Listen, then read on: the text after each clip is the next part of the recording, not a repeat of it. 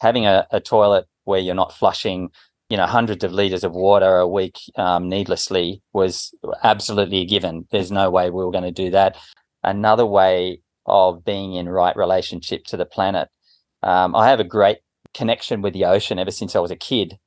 I've spent a lot of time in the ocean and still do. And when I found out what humanity was doing with a lot of their waste, human waste, just pumping it out into the ocean, often untreated, but even if it's treated, it's full of chemicals. And it's heartbreaking to think that we are polluting the space of another creature, sort of thing. So I didn't want to be a part of that whole system. It's given us the opportunity to live our values as well.